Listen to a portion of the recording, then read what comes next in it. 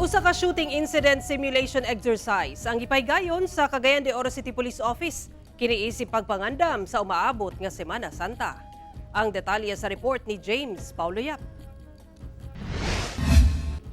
Usa ka patayng lawas nga daw gipusil ang naabtan sa kapulisan sa Police Station 10 Kugman sa entrada nga bahin sa Malasag Hill sa Barangay Kugman sa Cagayan de Oro City. Ang maong lalaki gipusil matud pa sa usa ka riding in tandem. Ingon ana ang eksena sa gipahigayon nga shooting incident simulation exercise sa Cagayan de Oro City Police Office sa usa sa mga pilgrimage site sa syudad. Matag Holy Week, libuan ka mga tawang mudagsa sa Malasag Hill aron sa pagpanata.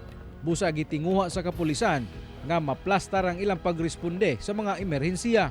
Gigraduhan ang atong station concern sa unsang oras sa kapabilidad nila nga mo respond ug ang other units sama sa atong CDRR, sa atong SOCO team tungod kay kini shooting incident man. Paspas rasab nga nadakpan sa hot pursuit team sa kapulisan ang riding in tandem gunman nga misibat sa crime scene. Sa kinatibukan, pasado man kuno ang grado sa maong simulation exercise.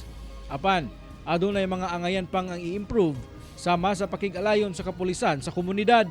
Nakita nato nga murag wala sila kaayo ni responde or wala kayo sila nagpakabana. Dili makita nato nga atong i-reorient ang atong komunidad nga sa usa ka sulbaran sa krimen o pag-prevent sa usa ka krimen, gikinahanglan nato ang kooperasyon sa tagsa-tagsa. Mukabat sa kapin usa ka libo ka mga dugang police personnel ang ipakatag sa Police Regional Office 10 sa tanang pilgrimage sites sa rehiyon aron masiguro ang luwas nga pagsaulog sa Semana Santa. Kauban si Roland Cañas, James Paulo Yap,